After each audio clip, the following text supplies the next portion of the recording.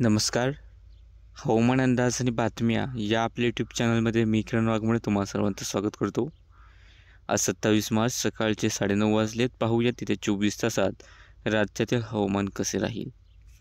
सर्वात प्रथम जर आपण पाहिलं तर कमी दाबाच्या पट्ट्यासारखी स्थिती ही दक्षिण मराठवाडा, दक्षिण मध्य महाराष्ट्रापासून इकडे केरळपर्यंत विस्तारलेली आहे आणि याच्या आसपासच पावसाचे ढग विकसित होत आहेत. दुपारनंतर राज्यात पावसाचे ढग निर्माण होऊ शकतात. पण सकाळी सातारा, सांगलीच्या काही सीमावर्ती भागांमध्ये ढगाळ हवामान आहे. पहाटेच्या आसपास या ठिकाणी थोडाफार हलक्या पाऊस सरीसुद्धा झाले असतील.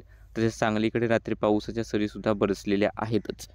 त्यानंतर बाकी इतर ठिकाणी पाऊस रात्री जास्त विशेष नव्हता. पाऊस कोल्हापूरच्या काही भागांमध्ये झाला आणि सकाळी सिंधुदुर्गकडे ढगाळ हवामान आहे.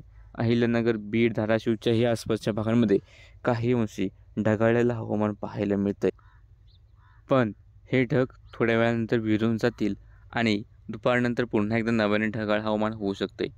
पण त्या अगोदर पश्चिमेकडून 4-5 वाजेच्या सुमारास कोकण आणि मध्य महाराष्ट्राच्या पश्चिम भागांमध्ये वेगवान वारे वाहतील.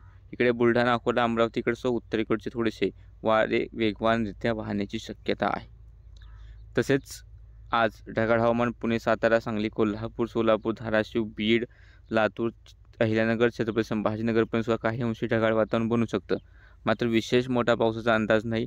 त्यातल्या स्थानिक वातावरण तयार होऊन झालं तर हलके थेंब किंवा हलका पाऊस सातारा, सांगली, कोल्हापूर, बेळगावच्या आसपासच्या भागांमध्ये होऊ शकतो.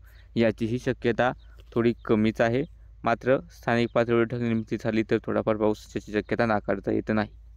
बाकी सध्याच्या अपडेटमध्ये इतकंच. दररोज हवामानाचे अंदाज पाहण्यासाठी चॅनलला आता सबस्क्राईब करून घ्या. व्हिडिओ लाईक आणि शेअर करायला विसरू नका.